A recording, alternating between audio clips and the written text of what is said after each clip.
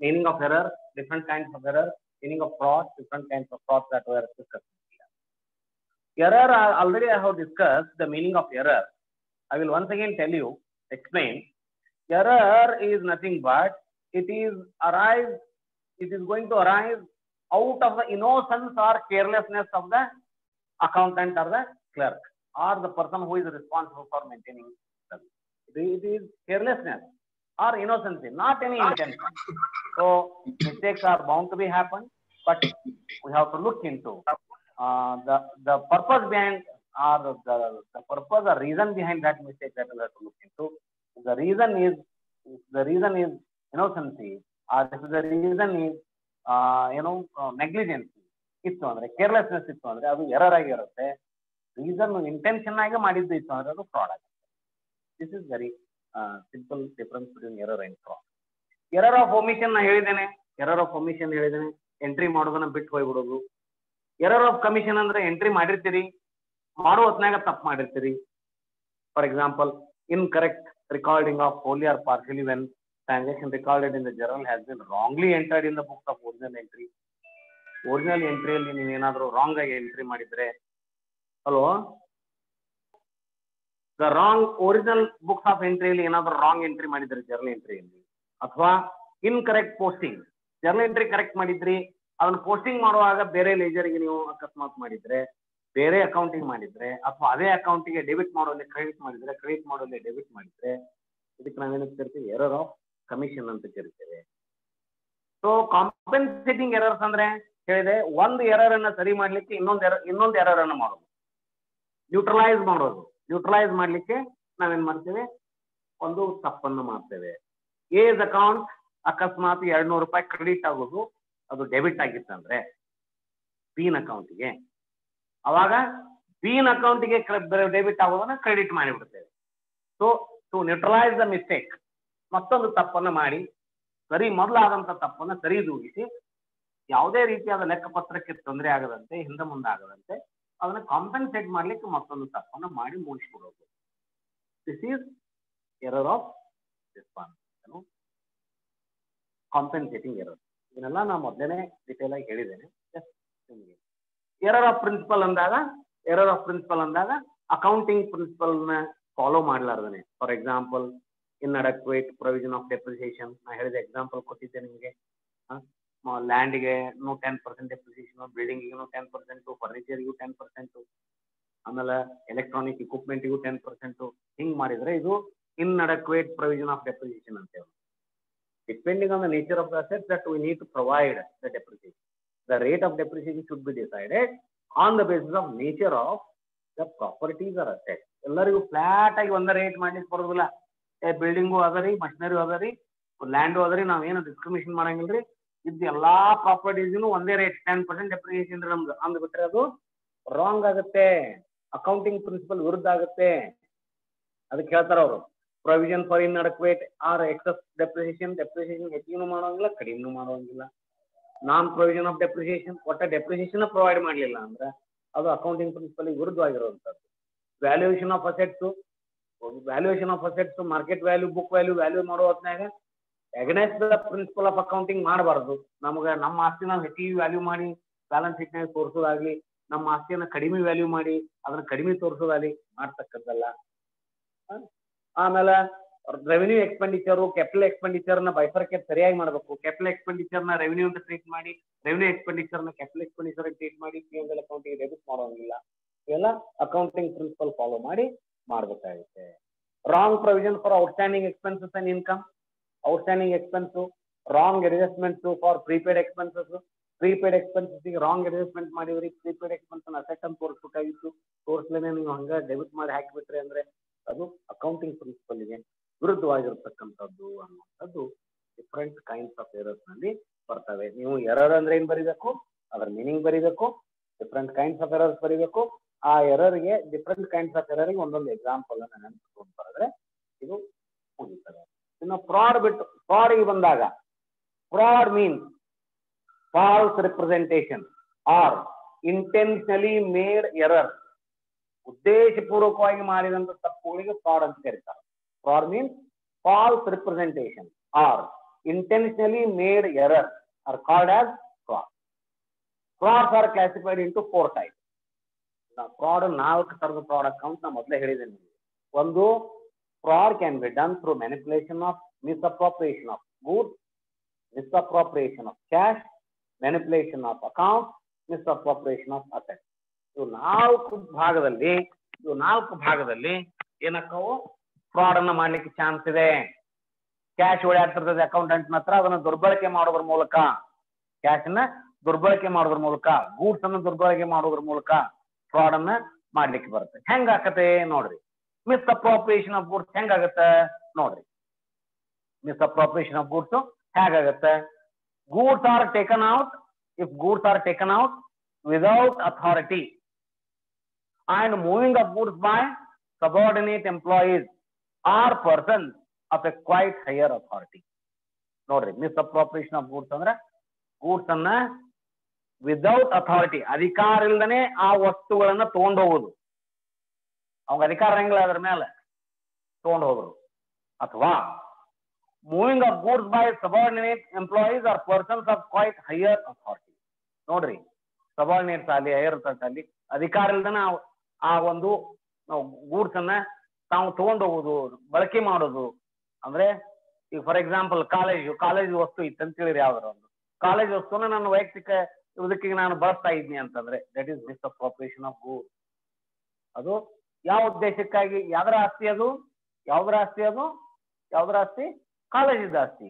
ಕಾಲೇಜಿನ ಕೆಲಸಕ್ಕಾಗಿ ಬಳಸಲಿಕ್ಕೆ ತಂದಂತದ್ದು ಅದು ವೈಯಕ್ತಿಕನ ಕೆಲಸಕ್ಕಾಗಿ ಬಳಸಿದ್ರೆ ಅದು ಮಿಸ್ಅಪ್ರೋಪ್ರಿಯೇಷನ್ ಆಫ್ ಗೂಡ್ಸ್ ಆಗುತ್ತೆ, ಮಿಸ್ಅಪ್ರೋಪ್ರಿಯೇಷನ್ ಆಫ್ ಪ್ರಾಪರ್ಟಿ ಆಗುತ್ತೆ, ಮಿಸ್ಅಪ್ರೋಪ್ರಿಯೇಷನ್ ಆಫ್ ಅಸೆಟ್ ಆಗುತ್ತೆ. ನೋಡ್ರಿ, ಬಹಳ ಸೂಕ್ಷ್ಮ ಇದು. ಮಿಸ್ಅಪ್ರೋಪ್ರಿಯೇಷನ್ ಆಫ್ ಗೂಡ್ಸ್ ಅಂದ್ರೆ ಎಷ್ಟು ಸೂಕ್ಷ್ಮ ಇದೆ ಅಂದ್ರೆ ಬಹಳ ಸೂಕ್ಷ್ಮ ಇದೆ. Different ways of misappropriation of goods ಯಾವ್ಯಾವ ನೋಡ್ರಿ, ಯಾವ್ಯಾವ ರೀತಿ ಮಿಸ್ಅಪ್ರೋಪ್ರಿಯೇಷನ್ ಗೂಡ್ಸ್ ಆಗ್ತವೆ ಅನ್ನೋದಕ್ಕೆ. Recording sales of larger quantity than the actual supply. ನೋಡ್ರಿ, ಈಗ ಒಂದು 10 ಲಕ್ಷ ರೂಪಾಯಿ ಗೂಡ್ಸ್ ಅನ್ನ ಮಾರಿದ್ರ ಅಂತ ಹೇಳಿರಿ, ಆದ್ರ ಅದನ್ನ 15 ಲಕ್ಷ ರೂಪಾಯಿ ಗೂಡ್ಸ್ ಮಾರೇವಿ ಅಂತ ತೋರಿಸಿದ್ರ ಅಂತ ಹೇಳಿರಿ. ಮಾರಿದ್ದು ಆಕ್ಚುಯಲ್ ಸಪ್ಲೈ. ನೋಡ್ರಿ, recording sales of larger quantity than actual supply. Actual supply ಅದಕ್ಕಿಂತ ಹೆಚ್ಚಿಗೆ ಮಾರೇವಿ ಅಂತ ತೋರಿಸಿದ್ದು ಮಿಸ್ಅಪ್ರೋಪ್ರಿಯೇಷನ್ ಗೂಡ್ಸ್ ಆಗುತ್ತೆ. Recording purchase of larger quantity than what actually. ನೋಡ್ರಿ, ಎಷ್ಟು ಖರೀದಿ ಮಾಡ್ಯಾವ ಅದಕ್ಕಿಂತ ಹೆಚ್ಚಿಗೆ ಖರೀದಿ ಮಾಡ್ಯಾವ ಅಂತ ತೋರಿಸುದು ಅದು misappropriation of goods. Goods can be misappropriated by actual theft. ಇನ್ನು ಮೂರನೇದ್ದು, ಇದ್ದು ವಸ್ತುಗಳನ್ನ ಯಾರಿಗೆ ಹೇಳದ ಕೇಳದ ಕದ್ಕೊಂಡು ಹೋಗುದು, ಅದು ಮಿಸ್ಅಪ್ರೋಪ್ರಿಯೇಷನ್ ಆಫ್ ಗೂಡ್ಸ್. ಯಾರಿಗೆ ಹೇಳಾರ ತಗೊಂಡು ಹೋಗ್ಬಿಡುದು, ಕಿಶೆಗೆ ಹಾಕೊಂಡು ಹೋಗ್ಬಿಡುದು, ಇದು ಸಾಮಾನು ಕೈಯಾಗ ತಗೊಂಡು ಹೋಗ್ಬಿಡುದು, that is also misappropriation of goods. ಆ ನಂತರ supply of goods more than the stated invoice. ನೋಡ್ರಿ, ಯಾರೋ ನಮಗೆ ಆರ್ಡರ್ ಮಾಡಿರ್ತಾರ, ಒಂದ್ 10,000 ರೂಪಾಯಿ ಗೂಡ್ಸ್ ಕಳಿಸ್ರಿ ಅಂತ ಆರ್ಡರ್ ಮಾಡಿರ್ತಾರ. 10,000 ಗೂಡ್ಸ್ ಕಳಿಸಬೇಕಿಲ್ಲ ಇನ್ವಾಯ್ಸ್ ಪ್ರಕಾರ. ಇವಾಗ ಕಳ್ಸೋ ಮುದ್ದಾಮ 15,000 ಗೂಡ್ಸ್ ಕಳಿಸ್ಬಿಡ್ತಾನೆ. That is called misappropriation of goods.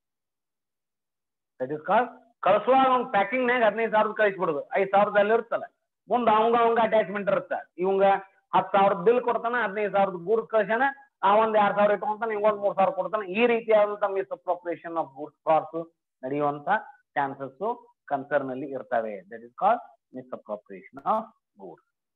ಇನ್ನ ಮಿಸ್ಅಪ್ರೋಪ್ರಿಯೇಷನ್ ಆಫ್ ಕ್ಯಾಶ್ ಹೆಂಗಾಗುತ್ತೆ ನೋಡ್ರಿ. ಮಿಸ್ಅಪ್ರೋಪ್ರಿಯೇಷನ್ ಆಫ್ ಕ್ಯಾಶ್ ಹೆಂಗಾಗುತ್ತೆ ನೋಡ್ರಿ. It involves making payment against fictitious voucher. It involves making payment against fictitious voucher. Fictitious vouchers ಅಂದ್ರೆ ಏನು? ಫಿಕ್ಟಿಷಿಯಸ್ ವೋಚರ್ಸ್ ಅಂದ್ರೆ ಸೃಷ್ಟಿ ಮಾಡೋದು, ವೋಚರ್ಸ್ ಅನ್ನ, ಎವಿಡೆನ್ಸ್ ಅನ್ನ ಸೃಷ್ಟಿ ಮಾಡೋದು. ಫಿಕ್ಟಿಷಿಯಸ್ ವೋಚರ್ ಇರ್ಲಾರ್ದನ್ನ ಐತಂತ ತೋರಿಸೋದು. ಈಗ ಒಂದ್ ಏನಾದ್ರು ಪೇಮೆಂಟ್ ಮಾಡಿದ್ರಿ, ಕ್ಯಾಶ್ ಬಂದಾಗ ಒಂದು ರಿಸಿಟ್, ಒಂದು ಪೇಮೆಂಟ್ ಇರುತ್ತೆ ಕ್ಯಾಶ್ ಸಂಬಂಧಪಟ್ಟದ್ದು. ಕ್ಯಾಶ್ ಬಂದಿರ್ತದೆ, ಕ್ಯಾಶ್ ಕೊಟ್ಟಿರ್ತೇವೆ, ಅಕೌಂಟೆಂಟ್ ಕ್ಯಾಶ್ ತಗೊಂಡಿರ್ತಾನ, ಅಕೌಂಟೆಂಟ್ ಕ್ಯಾಶ್ ಕೊಟ್ಟಿರ್ತಾನ. ಈಗ ಫಿಕ್ಟಿಷಿಯಸ್ ವೋಚರ್ಸ್ ಅನ್ನ ಕ್ರಿಯೇಟ್ ಮಾಡಿ ಪೇಮೆಂಟ್ ಮಾಡಿವಿ ಅಂತ ಮಾಡೋದಕ್ಕನ್ನ ನಾವೇನಂತ ಕರಿತೀವಿ? ಮಿಸ್ಅಪ್ರೋಪ್ರಿಯೇಷನ್ ಆಫ್ ಕ್ಯಾಶ್ ಅಂತ ಕರಿತೇವೆ. Different ways of cash misappropriation. ಯಾವ್ಯಾವ ರೀತಿಯಲ್ಲಿ ಮಿಸ್ಅಪ್ರೋಪ್ರಿಯೇಷನ್ ಆಫ್ ಕ್ಯಾಶ್ ಮಾಡಬಹುದು? It involves recording false cash purchases. ನೋಡ್ರಿ, ಪರ್ಚೇಜ್ ಮಾಡಿರಂಗಿಲ್ಲ, ಏನೋ ಪರ್ಚೇಜ್ ಮಾಡಿದಂತ ವೋಚರ್ ಹಚ್ಚೋದು. ಅದನ್ನಷ್ಟು ತನ್ನ ಕಿಶಕ್ ಹಾಕೋದು. ಅರ್ಥ ಆಯ್ತಾ? Recording false cash purchase. Voucher ತಂದು ಸಪ್ಲೈ ರೆಗ್ಯುಲರ್ ಸಪ್ಲೈ ಮಾಡೋನ್ ಕಡೆ ಒಂದು ರಿಸಿಟ್ ತೊಗೊಂಬರೋ ಅನ್ನೋದು ಸುಳ್ಳು ಅವೇನು ಕೊಟ್ಟಿರಂಗಿಲ್ಲ, ಅವೇನು ಕೊಟ್ಟಿರೋದಿಲ್ಲ. ಕಾಯ್ಲಾನ್ ಒಂದು 1000 ರೂಪಾಯಿದ ಸ್ಟೇಷನರಿ ತೊಂಬ, ಸ್ಟೇಷನರಿ ತರೋ ಅಂತ ತಂದಿರ್ತಾನ, ಈಗೇನು ತರಿಸಿರಂಗೇ ಇಲ್ಲ, ಆದ್ರೂ ಒಂದು ವೋಚರ್ ತರಿಸ್ಬೋದು. ವೋಚರ್ ತರಿಸ್ಕೊಂಡು ಅದ ಖರ್ಚು ಹಾಕೋದು, ವೋಚರ್ ಹಚ್ಚೋದು, ಅಲ್ಲಿ ವಸ್ತುಗಳು ಬಂದಿಲ್ಲ ಬರ್ಲಾರ್ದನ ಪೇಮೆಂಟ್ ಮಾಡೇವೆ ಅಂತ ತೋರಿಸ್ಬಿಡುದು. That is called misappropriation of cash. Fictitious credit purchases. Fictitious credit purchases, ಉದ್ರಿ ಖರೀದಿ ಮಾಡ್ಯಾವಂತ ಅವನ ಹೆಸರಲ್ಲೇ ಬರೀದು, ಕ್ರೆಡಿಟರ್ ಹೆಸರಲ್ಲೇ ಉದ್ರಿ. ಏನಿಂದ ಗೂಡ್ಸ್ ಖರೀದಿ ಮಾಡೇವಿ, ಇನ್ನೂ ರೊಕ್ಕ ಕೊಟ್ಟಿಲ್ಲ ಅವಂಗ, ಉದ್ರಿ ತೋರ್ಸುದು, ಏನು ಖರೀದಿ ಮಾಡೇ ಇಲ್ಲ. ಮುಂದೊಂದು ತಿಂಗಳ ಆದ್ಮೇಲೆ ಅವನ ಹೆಸರಲ್ಲಿ ಒಂದು ಚೆಕ್ ಬರೀದು, ಹೇಗೆ ಪೇಮೆಂಟ್ ಮಾಡ್ಯಾವ ಅನ್ನೋದು. ಅವ ಪೇಮೆಂಟ್ ತೊಗೊಂತಾನ, ತೊಗೊಂಡು ಇವಂಗ ಹೊಳ್ಳಿ ಅಕೌಂಟೆಂಟ್ ಇರ್ತಂದು ರೊಕ್ಕ ಕೊಡ್ತಾನ. ಯಾಕ ಇವ್ ಕೊಡ್ಲಿಲ್ಲ ಅಂದ್ರೆ, ಅವ ಅದನ್ನ ಮಾಡ್ಲಿಲ್ಲ ಅಂದ್ರೆ ಮುಂದೆ ಅವ್ನ ಕಡೆ ತಗೋದ್ ಬಿಡ್ತಾನೆ. ನೀವು ಅಥಾರಿಟಿ ಇವಂಗ ಐತಿ ಖರೀದಿ ಮಾಡುದು.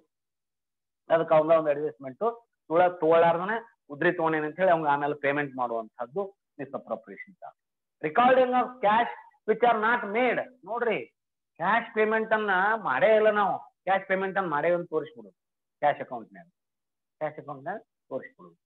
Not recording purchase return or discount. ನೋಡ್ರಿ, ನಾವು ಸೇಲ್ ಮಾಡಿರ್ತೇವೆ, ಸೇಲ್ ಮಾಡಿ ಒಂದಿಷ್ಟು ಗೂಡ್ಸ್ ವಾಪಸ್ ಬಂದಿರ್ತಾವ, ಹೌದಾ? ಅವನ್ನ ವಾಪಸ್ ಬಂದಿದ್ದು ಬರೆಯುವಂಗೆ ಅಲ್ಲ, ಸೈಡ್ ಇಟ್ಕೊಂಡ್ಬಿಡುದು, ಮತ್ತೆ ಅದನ್ನ ಪರ್ಬರಿ ಮಾರಿಬಿಡು. ಅಥವಾ ಡಿಸ್ಕೌಂಟ್ ಕೊಟ್ಟಿರ್ತೇವೆ ನಾವು, ಡಿಸ್ಕೌಂಟ್ ನಮಗೆ ಡಿಸ್ಕೌಂಟ್ ಬಂದಿರ್ತೈತೆ, ನಾವೇನಾರ ಪರ್ಚೇಸ್ ಮಾಡಿದಾಗ ಡಿಸ್ಕೌಂಟ್ ಬಂದಿರ್ತೈತೆ. ಆ ಡಿಸ್ಕೌಂಟ್ ಇಲ್ಲಿ ತೋರಿಸೋಂಗೆ ಅಲ್ಲ, ಫುಲ್ ಕ್ಯಾಶ್ ಪೇಮೆಂಟ್ ಮಾಡೇವೆ ಅಂತ ತೋರಿಸ್ಬಿಡುದು. ನಾವೇನೋ ಖರೀದಿ ಮಾಡಿದ್ವಿ ಅಂದ್ರೆ ಆರ್ಗನೈಸೇಷನ್ಗೆ, suppose you have purchase something worth ₹1 lakh, suppliers have given 10% discount for that. It means that we have actually paid only 90,000 of cost of ₹1 lakh, 90,000, 10,000 discount ಕೊಟ್ಟಿದ್ದಾರೆ. ಬಟ್ ಇವೇನು ಅಕೌಂಟೆಂಟ್ ಏನ್ ಮಾಡ್ತಾನೆ, he pays ₹1 lakh to them and remaining 10,000 rupees ನಾವು ಪರ್ವರೆ outside ಇಸ್ಕೊಂಡ್ಬಿಡ್ತಾನೆ. Discount avail ಮಾಡಿದ್ದು ಕನ್ಸರ್ನಿಗೆ ಅವ ಏನು ಬೆನಿಫಿಟ್ ಕೊಡೋದೇ ಇಲ್ಲ. This is how misappropriation cash is going to be done. ಇದು ಮಿಸ್ಅಪ್ರಾಪ್ರಿಯೇಷನ್ ಕ್ಯಾಶ್. ಇನ್ನು ಮ್ಯಾನಿಪುಲೇಷನ್ ಆಫ್ ಅಕೌಂಟ್ಸ್ ಅಂದ್ರೆ ಏನು? ಅಕೌಂಟ್ಸ್ ನಲ್ಲಿ ಸ್ವಲ್ಪ ಹೇಳಪೇರಿ ಮಾಡೋದು, ಫಾಲ್ಸ್ ರಿಪ್ರೆಸೆಂಟೇಷನ್, ತಪ್ಪು ಇದ್ದಂಗೆ ತೋರಿಸುವಂಗಿಲ್ಲ ಅಕೌಂಟ್ಸ್ ಅನ್ನ, ಫೈನಾನ್ಷಿಯಲ್ ಸ್ಟೇಟ್ಮೆಂಟ್ಸ್ ಅನ್ನ. ಫೈನಾನ್ಷಿಯಲ್ ಸ್ಟೇಟ್ಮೆಂಟ್ಸ್ ಅಂದ್ರೆ ಏನು? Trading account, P&L account, balance sheet ಏನದಾವಲ್ಲ, ಇವು ಮುಖ್ಯವಾದ ಫೈನಾನ್ಷಿಯಲ್ ಸ್ಟೇಟ್ಮೆಂಟ್, ಫೈನಾನ್ಷಿಯಲ್ ಅಕೌಂಟ್. ಇವನ್ನ ವಸ್ತು ಸ್ಥಿತಿಯಲ್ಲಿ ಹೇಳಬೇಕು ಅಂತ ಅಕೌಂಟಿಂಗ್ ಪ್ರಿನ್ಸಿಪಲ್ ಹೇಳತೈತಿ. You have to exhibit true and fair view of the affairs of the company ಅನ್ನೋದು ಮೂಲ ಉದ್ದೇಶ ಅಕೌಂಟಿಂಗ್ ಪ್ರಿನ್ಸಿಪಲ್. ಆದ್ರೆ ಇಲ್ಲಿ ಅಕೌಂಟೆಂಟ್ ಏನ್ ಮಾಡ್ತಾನೆ? ಫಾಲ್ಸ್ ರಿಪ್ರೆಸೆಂಟೇಷನ್ ಮಾಡ್ತಾನೆ.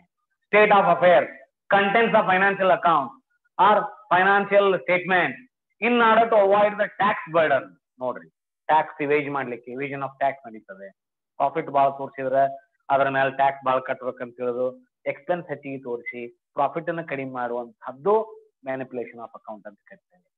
ಡಿವಿಡೆಂಡ್ ಡಿಕ್ಲರೇಷನ್, ಪ್ರಾಫಿಟ್ ಭಾಳ ತೋರಿಸಿದ್ರೆ ಡಿವಿಡೆಂಡ್ ಹೆಚ್ಚಿಗೆ ಡಿಕ್ಲೇರ್ ಮಾಡ್ಬೇಕು, ಅದಕ್ಕೆ ಪ್ರಾಫಿಟ್ ಕಡಿಮೆ ತೋರಿಸ್ಬೋದು ಅಂದ್ರೆ ಅದ್ರ ಮೇಲೆ ಡಿವಿಡೆಂಡ್ ಕಡಿಮೆ ಕೊಟ್ಟಂಗಾಗ್ತೈತಿ. ಅದಕ್ಕೆ ಈ ರೀತಿಯಾದಂತ ಇದ್ದ exhibiting the financial statement not with the principle of transparency. Principles of transparency ಅನ್ನ follow ಮಾಡ್ಲಾರ್ದನೆ what actually financial portion is there, that is not going to be stated in the books of accounts. ಅದು books of accounts ನಲ್ಲಿ ತೋರಿಸೋದಿಲ್ಲ, ಹೇಳೋದಿಲ್ಲ. ಹಾಗೆ ಮಾಡಿದ್ರೆ ಅದು manipulation of accounts ಅಂತ ಕರಿತೇವೆ. ಯಾವ್ಯಾವ ದಾರಿಯಲ್ಲಿ ತೋರಿಸ್ಬೋದು ಅವರು? ನೋಡ್ರಿ, showing more profit than actual, ಒಂದೇದ್ದು. ಪ್ರಾಫಿಟ್ ಇದ್ದಿದ್ರಕ್ಕಿಂತ ಹೆಚ್ಚಿಗೆ ತೋರಿಸಿದ್ರ ಅಂದ್ರೆ P&L ಅಕೌಂಟ್ನಾಗ, that is manipulation of account. Showing less profit than actual one, ಅದು ಇದ್ದಿದ್ರಕ್ಕಿಂತ ಕಡಿಮೆ ಪ್ರಾಫಿಟ್ ತೋರಿಸಿದ್ರು, that is also manipulation of account. ಆಮೇಲೆ intentional wrong entries, intentional wrong entries manipulation of accounts ಅಂತ ನಾವು ಕರಿತೇವೆ. ಇವು ಮೂರು ಥರನಾಗಿ ಮ್ಯಾನಿಪುಲೇಷನ್ ಆಫ್ ಅಕೌಂಟ್ಸ್ ಅನ್ನ ಮಾಡಿದ್ರೆ ನಾವು ಇದಕ್ಕೆ ಫ್ರಾಡ್ ಅಂತ ಕರಿತೇವೆ. ನೋಡ್ರಿ, ಮಿಸ್ಅಪ್ರಾಪ್ರಿಯೇಷನ್ ಆಫ್ ಕ್ಯಾಶ್ ಯಾವ ರೀತಿ ಆಗುತ್ತೆ ಅಂತ ಹೇಳಿದೆ, ಮಿಸ್ಅಪ್ರಾಪ್ರಿಯೇಷನ್ ಆಫ್ ಗೂಡ್ಸ್ ಯಾವ ರೀತಿ ಆಗುತ್ತೆ ಅಂತ ಹೇಳಿದೆ, ಮ್ಯಾನಿಪುಲೇಷನ್ ಆಫ್ ಅಕೌಂಟ್ಸ್ ಯಾವ ರೀತಿ ಆಗುತ್ತೆ ಅಂತ ಹೇಳಿದೆ. ಇವೆಲ್ಲವೂ ಯಾವ ಕೆಟಗರಿಯಲ್ಲಿ ಬರ್ತಾವೆ? ಇವು ಫ್ರಾಡ್ ಕೆಟಗರಿಯಲ್ಲಿ ಬರ್ತವೆ. ನಾಲ್ಕನೇ ಫ್ರಾಡ್ ಯಾವುದು ಅಂದ್ರೆ ಮಿಸ್ಅಪ್ರಾಪ್ರಿಯೇಷನ್ ಆಫ್ ಅಸೆಟ್. ಈಗ ಕ್ಯಾಶ್ ಅನ್ನ ಮಿಸ್ಅಪ್ರೋಪ್ರಿಯೇಟ್ ಮಾಡಿದ್ರಿ, ಗೂಡ್ಸ್ ಅನ್ನ ಮಿಸ್ಅಪ್ರೋಪ್ರಿಯೇಟ್ ಮಾಡಿದ್ರಿ, ದುರ್ಬಳಕೆ ಮಾಡಿದ್ರಿ, ಆಮೇಲೆ ಅಕೌಂಟ್ಸ್ ಅನ್ನ ಏರಾಪೇರಿ ಮಾಡಿದ್ರಿ. ನಾಲ್ಕನೇ ದಿನ ಏನೊಂದು ಉಳಿತಂದ್ರೆ ಸಂಘ ಸಂಸ್ಥೆಯ, ಯಾವ ಸಂಸ್ಥೆ ಇದೆಯೋ ಆ ಸಂಸ್ಥೆಯ ಆಸ್ತಿಗಳನ್ನ ದುರುಪಯೋಗ ಪಡಿಸ್ಕೊಳ್ಳೋದು.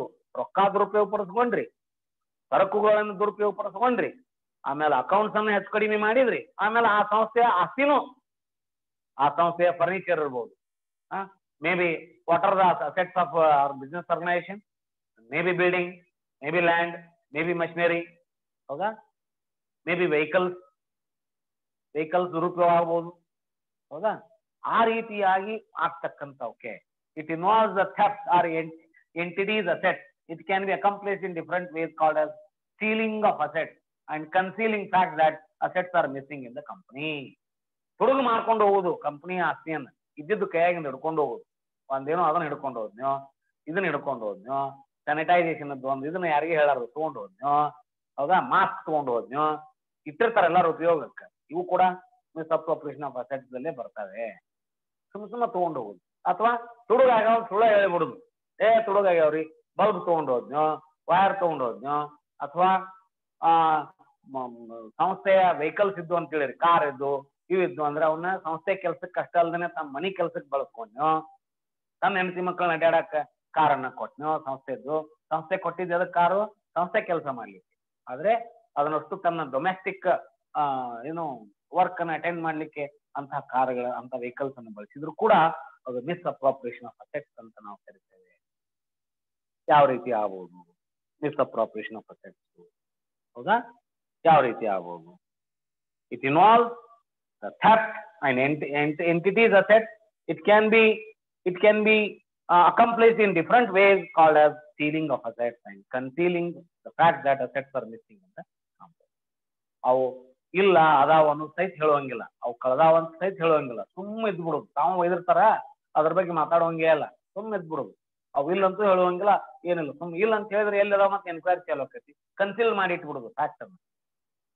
Assets are missing, but he knows that it is missing. ಆದ್ರೆ ಅದನ್ನ ಆ ಒಂದು ಸುದ್ದಿಯನ್ನ, ಆ ಒಂದು ಫ್ಯಾಕ್ಟ್ ಅನ್ನು ಮುಚ್ಚಿಡೋದು, ಕನ್ಸಿಲ್ ಮಾಡಿಡೋದು.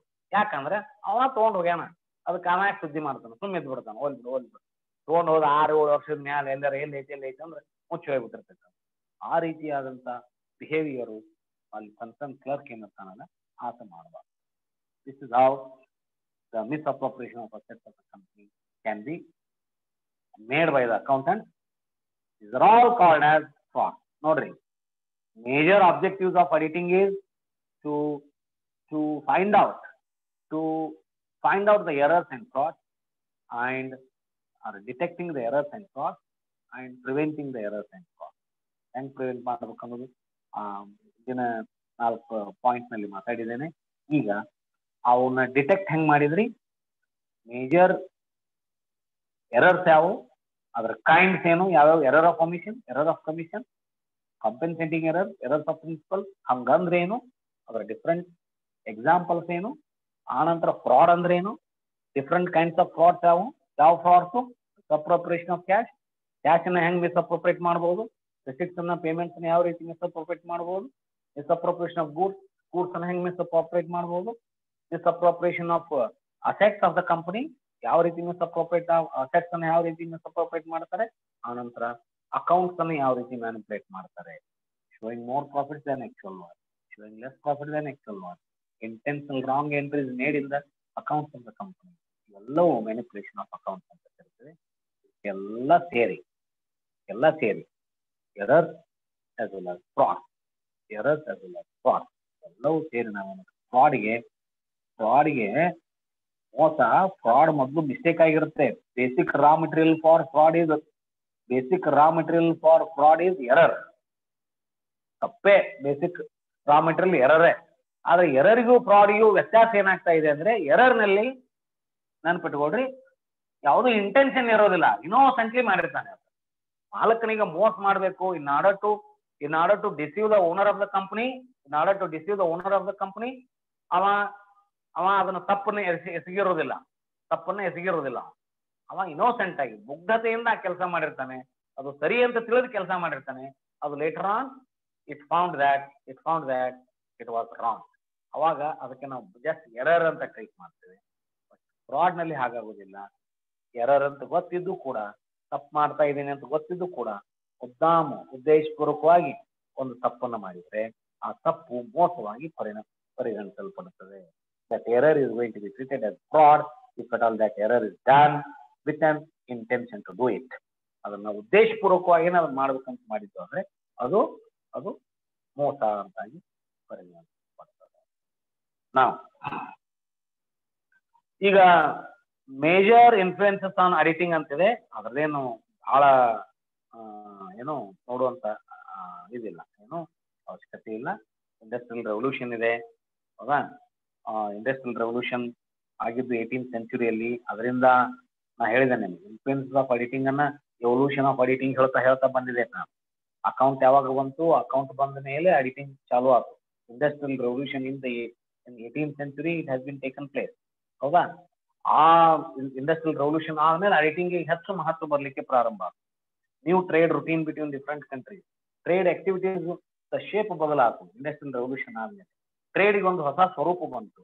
ಅಲ್ಲಿ ಇವೆಲ್ಲ ಏನು ಅಕೌಂಟು, ಅಡಿಟು, ಈ ಎಲ್ಲ ಕಾನ್ಸೆಪ್ಟ್ ಪ್ರಾರಂಭ ಆದವು ಅನ್ನುವಂಥದ್ದು. ನ್ಯೂಲಿ ಇನ್ವೆಂಟೆಡ್ ಮಷಿನರಿ ಬಂತು ಇಂಡಸ್ಟ್ರಿಯಲ್ ರೆವಲ್ಯೂಷನ್ ಆದಾಗ. ಟ್ರೇಡ್ ಅಂಡ್ ಕಾಮರ್ಸ್ ಬಹಳ ವೈಡ್ಲಿ ಸ್ಪ್ರೆಡ್ ಆಯ್ತು, ವೈಡ್ಲಿ ಗ್ರೋತ್ ಆಯ್ತು. ಟ್ರಾನ್ಸಾಕ್ಷನ್ಸ್ ಏನಾದ್ರು ಬಹಳ ಫಾಸ್ಟ್ ಆಗಿ ಬೆಳೆದು ಟ್ರಾನ್ಸಾಕ್ಷನ್ಸ್ ಹೆಚ್ಚಾದಾಗ ನೆನಪಿಡ್ಲಿಕ್ಕೆ ಸಾಧ್ಯ ಆಗದೆ ಇದ್ದಾಗ ಲೆಕ್ಕ ಬರ್ಲಿಕ್ಕೆ ಪ್ರಾರಂಭ ಮಾಡಿದ್ರು. ಲೆಕ್ಕ ಬರದಿಡ್ಲಿಕ್ಕೆ ಪ್ರಾರಂಭ ಆದ್ಮೇಲೆ ಅದನ್ನ ಒಳ್ಳೆ ನೋಡ್ಲಿಕ್ಕೆ ಪ್ರಾರಂಭ ಮಾಡಿದ್ದೇ ನಾವೇನಂತ ಕರಿತೀವಿ, ಅಡಿಟಿಂಗ್. ಎರಡನೇ ಇನ್ಫ್ಲುಯೆನ್ಸ್, ಮೇಜರ್ ಇನ್ಫ್ಲುಯೆನ್ಸ್ ಯಾವುದು ಅಂದ್ರೆ ownership. Ownership of the organisation is in the very large people who contribute their savings as a part of their capital. Contribution to the growth of the corporate body. ಇದೇನು company act concept ಬಂದ ಮೇಲೆ ಅಡಿಟ್ compulsory ಆತಂತ ಯಾಕೆ ಹೇಳಿದೆ ನಾನು? ಮೊದಲ ಸೋಲ್ trader ಇದ್ದ, ತನ್ನ ಪಾಡಿಗೆ ತಾನು ಕೆಲಸ ಮಾಡ್ತಿದ್ದ, ತನ್ನ ಕ್ಯಾಪಿಟಲ್ ತನಗೆ ಎಷ್ಟಾಯ್ತು ಗೊತ್ತಿತ್ತು, ತನ್ನ ಅಕೌಂಟ್ ತಾನೇ ಮೇಂಟೈನ್ ಮಾಡ್ತಿದ್ದ. ಅವಾಗ ಅಡಿಟಿಂಗ್ ಅಷ್ಟು ಮಾತು ಇದ್ದಿದ್ದಿಲ್ಲ. ನಾವು when ownership is with somebody and management of the fund is with somebody, ಈಗ ಪಬ್ಲಿಕ್ ಲಿಮಿಟೆಡ್ ಕಂಪ್ನಿಯಲ್ಲಿ ಏನಾಗುತ್ತೆ ನೋಡ್ರಿಪ್ಪ, ಶೇರ್ ಹೋಲ್ಡರ್ಸ್ ಕ್ಯಾಪಿಟಲ್ ಹಾಕ್ತಾರ. ಒಂದು ಲಕ್ಷಾಂತರ ಜನ ಶೇರ್ ಹೋಲ್ಡರ್ಸ್ ಇರ್ತಾರ ಆ ಕಂಪ್ನಿಗೆ. ಆ ಕಂಪ್ನಿಯನ್ನು ಮ್ಯಾನೇಜ್ ಮಾಡೋರು 4-5 ಮಂದಿ board of director. The funds of the company, the capital of the company which has been contributed by the owner is going to be managed, is going to be monitored by very few people. That is called board of management, chairman of the company, then other managing director, other directors of the company. These directors are representing all lax together owners. ಅವಾಗ owners day to day affairs ಅನ್ನು ನೋಡ್ಲಿಕ್ಕೆ ಸಾಧ್ಯನೇ ಆಗೋದಿಲ್ಲ. Sole trading concern ನಲ್ಲಿ, partnership ನಲ್ಲಿ ಅವರಿಗೆ ತಾವೇ contribute ಮಾಡಿರ್ತಾರೆ, ತಾವೇ ವ್ಯವಹಾರ ನೋಡ್ಕೊಂತಿರ್ತಾರೆ. ಅವ್ರ ಬಿಸ್ನೆಸ್, ಅವ್ರ ಫೈನಾನ್ಷಿಯಲ್ ಪೊಸಿಷನ್ ಅವ್ರಿಗೆ ದಿನ ಗೊತ್ತಿರ್ತೈತಿ. But where in case of public limited company ಹಾಗಾಗೋದಿಲ್ಲ. ಅಲ್ಲಿ ಇನ್ವೆಸ್ಟ್ ಮಾಡ್ತಾರೆ, ಮರ್ತ ಮನ್ಯಾಗ ಕುಂದಿರ್ತಾರೆ, ಇನ್ವೆಸ್ಟ್ ಮಾಡ್ತಾರೆ, ಮರ್ತ ಮನ್ಯಾಗ ಕುಂದಿರ್ತಾರೆ. ಇಲ್ಲಿ ಬೋರ್ಡ್ ಆಫ್ ಡೈರೆಕ್ಟರ್ಸ್ ಲಕ್ಷಗಟ್ಟಲೆ ಜನರು ಹಾಕಿದ ಕ್ಯಾಪಿಟಲ್ ನ ತಾವಲ್ಲೇ ಮ್ಯಾನೇಜ್ ಮಾಡ್ತಿರ್ತಾರೆ. ಇಲ್ಲಿ ಏನಾಯ್ತು, ಓನರ್ಸ್ ಒಂದು ಕಾನ್ಫಿಡೆನ್ಸ್ ಬಿಲ್ಡಪ್ ಆಗ್ಬೇಕಲ್ಲ. ಆ ಕಾರಣಕ್ಕಾಗಿ ಇವರು ಮ್ಯಾನೇಜ್ ಮಾಡಿದಂತ ಲೆಕ್ಕ ಪತ್ರಗಳನ್ನ ಮೂರನೇ ವ್ಯಕ್ತಿ ಬಂದು ನೋಡ್ಬೇಕು ಅನ್ನುವಂತ ಒಂದು ಕಾನ್ಸೆಪ್ಟ್ ಬಂತು. ದಟ್ ಇಸ್ ಓನರ್ಶಿಪ್ ಕಾನ್ಸೆಪ್ಟ್ ಬಂತು. ಅವಾಗ ಅಡಿಕ್ಟದ್ದು ಮಹತ್ವ ಹೆಚ್ಚಾಗ್ತದೆ. ರೋಲ್ ಅಂಡ್ ಇಂಪಾರ್ಟೆನ್ಸ್ ಆಫ್ ಏನು ಅಡಿಕ್ಟ್ ಯಾವಾಗ ಹೆಚ್ಚಾಯ್ತು ಅಂದ್ರೆ ಓನರ್ಶಿಪ್ ಇದು ಚೇಂಜ್ ಆಗ್ತಲ್ಲ, ನೇಚರ್ ಆಫ್ ಓನರ್ಶಿಪ್ ಚೇಂಜ್ ಆಗ್ತಲ್ಲ, so managing of the funds ಬೇರೆಯವ್ರ ಕಡೆ ಹೋಗ್ತಲ್ಲ. ಅಂತ ಸಂದರ್ಭದಲ್ಲಿ in order to build the confidence among the owners of the company and in order to boost the confidence of the owners of the company, it is the requirement of the management of the company, it was the requirement of the board of management of the company that whatever the financial statements are there, whatever the financial transactions have taken place, those have been recorded in the books of account, and not only recorded, they have been verified, they have been examined thoroughly by an independent editor. ಅದನ್ನು ಒಯ್ದು ಓನರ್ಸಿಗೆ ತೋರಿಸ್ತಾರ. ನೋಡ್ರಪ್ಪ, ನಿಮ್ಮ capital ನೀವು ಇಷ್ಟು ಹಾಕಿದ್ರಿ, ನಾವು ಇಡೀ ವರ್ಷ ಅದನ್ನು ಬಳಸಿ, ಇಡೀ ವರ್ಷ ಅದನ್ನ ವ್ಯವಹಾರಕ್ಕೆ ಹಾಕಿ, ವ್ಯವಹಾರ ಇಷ್ಟು ಮಾಡೇವಿ, ಲಾಭ ಇಷ್ಟು ಮಾಡೇವಿ, ನಿಮ್ಗೆ ಇಷ್ಟು ಡಿವಿಡೆಂಡ್ ಕೊಡಾಕ್ತೇವಿ, ಇವನ್ನೆಲ್ಲ ಅವ್ರ ಇದ್ರಿಗೆ ವಿತ್ ಡಾಕ್ಯುಮೆಂಟ್ಸ್ ಅವರು ಒಯ್ದಿಟ್ರಂದ್ರೆ, ಎಡಿಟೆಡ್ ಡಾಕ್ಯುಮೆಂಟ್ಸ್ ಅನ್ನು ಒಯ್ದಿಟ್ರಂದ್ರೆ, then owners will be satisfied and the confidence and faith that the owners have with the board of management will be continued. ಆ ಕಾರಣಕ್ಕಾಗಿ ಅಡಿಟ್ ಏನಾಯ್ತು, ಕಂಪಲ್ಸರಿ. ಮೂರನೇದೇನು ಅಡಿಟಿಂಗ್ ಅಂದ್ರೆ statutory requirement. Every public limited company or private limited company for that matter, it has to go for it. Statutory companies ಏನದಾವು, government companies ಏನದಾವು, companies govern by companies act, ಹೌದಾ, banking companies, ಅವು ಮೊದ್ಲು ಹೇಳಿದ್ನಲ್ಲಿ corporation set under the parliament state legislature such as life insurance corporation, electric board, ಹೌದಾ, ಇಂತಹ public limited undertakings, public limited companies, government companies, cooperative societies, non trading organisation govern by specific act ಏನದಾವಲ್ಲ, ಇವು ಕಂಪಲ್ಸರಿಯಾಗಿ audit ಅನ್ನ ಮಾಡಿಸಲೇಬೇಕು. That is called statutory requirement. ಇನ್ನ there are some business institutions which can go for audit. ಅಲ್ಲಿ compulsory ಇಲ್ಲ, voluntarily ಹೋಗಬಹುದು. ಯಾವ ಅಂತಂದ್ರೆ sole trading concern, partnership firm. ಆದ್ರೂ ಕಂಪಲ್ಸರಿ ಇಲ್ಲ ಅಂದ್ರೂ ಅವರು ಅಡಿಟಿಗೆ ಹೋಗ್ತಾರೆ ಕೆಲವು ಸಂದರ್ಭದಲ್ಲಿ. Not out avail the loan facility, advantages of audit of sole trading concern, advantages of audit of partnership firm ಓದುವಾಗ ಓದಿದೇವಲ್ಲ. though it is not necessary, though it is not mandatory for partnership firm, partners will go for audit because they can get loan facilities. Audit ಆಗೋದ್ರಿಂದ ಅದರ advantage ಭಾಳ ಇರೋದ್ರಿಂದ, though it is optional for such institutions, they go for audit. ಈ ರೀತಿಯಾಗಿ ಅಡಿಟದ ಅವಶ್ಯಕತೆ, ಅಡಿಟದ requirement ಹೆಚ್ಚಿಗೆ ಆಗ್ತಾ ಇದೆ ಅನ್ನೋ. ಈಗ ಬೇಸಿಕ್ ಕಾನ್ಸೆಪ್ಟ್ಸ್ ಆಫ್ ಅಡಿಟಿಂಗ್ ಯಾವಪ್ಪ ಅಂದ್ರೆ, ಹಂಗಾರೆ ಇಷ್ಟೆಲ್ಲ ನೋಡಿದ ಮೇಲೆ ಬೇಸಿಕ್ ಕಾನ್ಸೆಪ್ಟ್ ಯಾವ, ಅಡಿಟಿಂಗ್ ಕಾನ್ಸೆಪ್ಟ್ ಯಾವುವು ಅಂತ ನಾವು ನೋಡ್ಲಿಕ್ಕೆ ಹೋದ್ರೆ, ಕಾನ್ಸೆಪ್ಟ್ ಆಫ್ ಇಂಡಿಪೆಂಡೆಂಟ್ ಅಡಿಟ್ ಮಾಡಿಸೋದಾದ್ರೆ ಒಬ್ಬ ಇಂಡಿಪೆಂಡೆಂಟ್ ಎಡಿಟರ್ ಕಡೆ ಮಾಡ್ತಾರೆ. ನಿಮ್ ಯಾವ್ದಾರ ಎಂಪ್ಲಾಯಿ ಕಡೆಯಿಂದ ಮಾಡಿಸ್ಬೇಡ್ರಿ. ಎಂಪ್ಲಾಯಿ ಕಡೆಯಿಂದ ಅಡಿಟ್ ಮಾಡಿಸೋದೇನು, ಅಕೌಂಟೆಂಟ್ ಅಡಿಟ್ ಮಾಡೋದೇನು ಎಲ್ಲ ಒಂದೇ ಆಗತ್ತೆ. ನೀವ್ ಹೇಳ್ದಂಗ ನಾವು ಅಡಿಟ್ ಮಾಡೋ. ಅದಕ್ಕೆ ಒಂದು ಮಹತ್ವ ಬರಬೇಕಾಗಿತ್ತು. ಅಂದ್ರೆ audit in order to get the reliance, in order to get the reliability for your books of accounts, you have to go for audit by an independent qualified auditor. Concept of disclosure ಎರಡನೇದ್ದು. ಅಡಿಟ್ ಯಾಕೆ ಮಾಡಿಸ್ಬೇಕಂದ್ರೆ ಮಂದಿಗೆ disclose ಮಾಡ್ಬೇಕು. ನೀವು ನಮ್ದು ಇದೇ ನೋಡಿರಿ, we are coming out with this, such and such things have happened during this financial year. Our capital was this much, our stock was this much, our sales was this much, our production was this much, our profit was this much, the dividend is declared this much. ಇವನ್ನೆಲ್ಲ ಹೇಳ್ರಿ ಜನರಿಗೆ. This is concept of disclosure ಅಂತ ಕರಿತೇವೆ. ಇದನ್ನ disclose ಮಾಡ್ಬೇಕಾಗಿತ್ತು ಮಂದಿಗೆ. ಅಂದ್ರೆ ಮಂದಿ ಹಂಗ ಕೇಳೋದಿಲ್ಲ. ಬರೇ ನಿಮ್ಮ ಅಕೌಂಟ್ ನೀವು ತಯಾರು ಮಾಡಿದ ಅಕೌಂಟ್ ಹೆಂಗೆ ಹೇಳಿದ್ರೆ ಮಂದಿ ನಂಬೋದಿಲ್ಲ. Before disclosing all the facts, you should go for audit, get it audited, get it examined by some qualified auditor, then show it to your shareholders, show it to the public, show it to the stakeholders who are all concerned with your organization. Then they start relying upon your books of accounts, your financial statements. But all these are examined by some qualified auditor. Concept of accounting policy ಏನದಾವು, accounting principles ಏನದಾವು, ಅದರ ಪ್ರಕಾರ ನಾವು account books of accounts ಅನ್ನು maintain ಮಾಡಿದ್ದೇವೆ. what all the accounting system that we have adopted in the organization, that accounting system is strictly being followed the principles of accountancy. Accounting principle ನಾವು follow ಮಾಡ್ತಾ ಇದ್ದೇವೆ ಅನ್ನೋದನ್ನ ಜನರಿಗೆ ತಿಳಿಸ್ಬೇಕಾಗಿತ್ತು. ಅಂದ್ರೆ books of account should be audited. ಅದನ್ನ ಹೇಳೋರು ಯಾರು? Principal ಪ್ರಕಾರ, ಲೆಕ್ಕಶಾಸ್ತ್ರದ ತತ್ವಗಳ ಪ್ರಕಾರ ಇವರು ಲೆಕ್ಕದ ಪುಸ್ತಕ ಅದಾವ ಅಂತ ಹೇಳೋರು ಯಾರು? ನೀವ್ ಹೇಳಿದ್ರೆ ನಡೆಯಂಗಿಲ್ಲ. ನಾವು ನಮ್ಮ ಲೆಕ್ಕದ ಪುಸ್ತಕದ ಬಗ್ಗೆ, ನಮ್ಮ ಮಗನ ಬಗ್ಗೆ ನಾವು ಹೊಗಳಿದ್ರೆ ನಡೆಯಂಗಿಲ್ಲ. ನಮ್ಮ ಮಗ ಬಾಳ ಶಾಣೆ ಅದನ್ರಿ ಅಂತ ಅಂದ್ರೆ ಜನ ನಂಬೋದಿಲ್ಲ. ನಮ್ಮ ಮಗ ಶಾಣೆ ಅವನಂತ ಯೂನಿವರ್ಸಿಟಿ ಹೇಳ್ಬೇಕು ರಿಸಲ್ಟ್ನಾಗ, ದೆನ್ ಪೀಪಲ್ ವಿಲ್ ಸ್ಟಾರ್ಟ್. ನಮ್ಮ ಮಗ ಬಾಳ ಶಾಣೆ ಅದನ್ರಿ ಅಂದ್ರೆ ಹೌದನ್ರಿ ಅಂತ ಸುಮ್ಮಕ್ಕ. ಅದಕ್ಕೆ ಡಾಕ್ಯುಮೆಂಟ್ ಏನು, ಆಧಾರ ಏನು? ನಿಮ್ಮ ಮಾರ್ಕ್ಸ್ ಕಾರ್ಡ್ ಯಾರು ಕೊಡ್ಬೇಕು? ನಿಮ್ಮ ಮನ್ಯಾಗ ನಿಮ್ಮ ಅಪ್ಪರ ಪ್ರಿಂಟ್ ಮಾಡಿದ ಮಾರ್ಕ್ಸ್ ಕಾರ್ಡ್ ನಡೆಯಂಗಿಲ್ಲ. ಯೂನಿವರ್ಸಿಟಿ ಹತ್ತು ಯೂನಿವರ್ಸಿಟಿ ಹೇಳಾಕತೈತಿ, ಪಾಪ ಏನ್ ಪಾಸ್ ಆಗಿಯೋ ಬಿಕಾಮ್ ಪಾಸ್ ಆಗೇನಿ, ಎಷ್ಟ್ ಮಾರ್ಕ್ಸ್ ತಗೊಂಡಿಯೋ ಇಷ್ಟ್ ಮಾರ್ಕ್ಸ್ ತಗೊಂಡಿ, ಎಷ್ಟಾಗೈತೋ 98 ಆಗೈತೆ. ಇದನ್ನ ನಿಮ್ ಮನ್ಯಾನ ಮಂದಿನ ಒಂದ್ ಇಲ್ರಿ ನಾವ್ ಪರೀಕ್ಷೆ ತಗೊಂಡೇವ್ರಿ ಹುಡುಗ ಪಾಸ್ ಆಗೇನ್ರಿ 98 ತಗೊಂಡ್ರಿ ಯಾರು ನಂಬ್ತಾರನ? ಇಲ್ಲ. ಯೂನಿವರ್ಸಿಟಿ ಹೇಳ್ತಾ ಅಂದ್ರೆ ನಂಬ್ತಾರ. ಹಂಗಿದು ಬಿಸ್ನೆಸ್ ಆರ್ಗನೈಸೇಷನ್ ಅದ ಬುಕ್ಸ್ ಆಫ್ ಅಕೌಂಟ್ಸ್ ಅನ್ನ ನಾವ ರೆಡಿ ಮಾಡಿ ನಾವ ಎಲ್ಲಾ ಚಲೋ ಮಾಡ್ಯಾವ್ರಿ, ನಮ್ದು ಹಿಂಗೈತ್ರಿ, ಪ್ರಿನ್ಸಿಪಲ್ ಆಫ್ ಅಕೌಂಟೆನ್ಸಿ ನಾವು ಫಾಲೋ ಮಾಡ್ಯಾವ್ರಿ, ಇವೆಲ್ಲ ಹೇಳಿದ್ರು ಜನ ಸುಮ್ ಕೇಳ್ತಾರ, ನಂಬುದಿಲ್ಲ.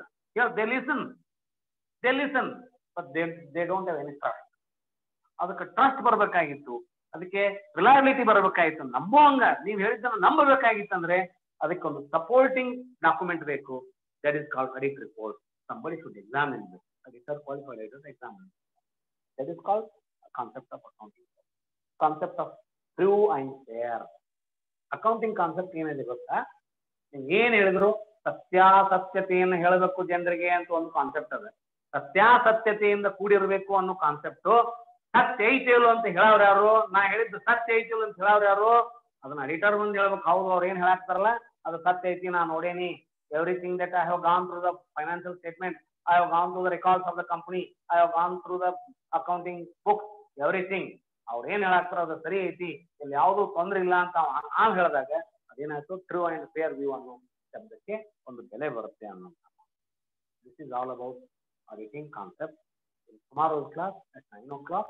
9 o'clock ನಾಳೆಗೆ ಮೋಸ್ಟ್ಲಿ 9 ಗಂಟೆಗೆ ಇವ್ರು ತಗೊಂತಾರೆ. ಅದು ಟೈಮ್ ಪ್ರಕಾರ ಅವರು 9 ಗಂಟೆಗೆ ಇನ್ಶೂರೆನ್ಸ್ ತಗೊಂತಾರೆ ಸರ್. ಇವತ್ತು ಅವ್ರು 9:20ಕ್ಕೆ ಹಾಕಿದ್ರು, ನಾಳೆ 9 ಗಂಟೆಗೆ ತಗೋತಾರೆ. 9 ಆದ್ಮೇಲೆ ನಾನು ನಿಮ್ಗೆ ಟೈಮಿಂಗ್ ಬೇರೆ ಹೇಳ್ತೀನಿ. ನಾಳೆ ಸಾಯಂಕಾಲ ತಗೋದವ್ರು ಸಾಯಂಕಾಲ ತಗೋದು. ಓಕೆ, ನಾಳೆ ನಿಮಗೆ 9 ಗಂಟೆಗೆ ಇವರ ತಗೊಂತಾರೆ ಇನ್ಶೂರೆನ್ಸ್, ಕಪೂರ್ ಸೆಟ್ ತಗೊಂತಾರೆ. ಈಗ ಅವ್ರು ನಿಮಗೆ 9:45ಕ್ಕೆ ಅವ್ರು ಇನ್ಶೂರೆನ್ಸ್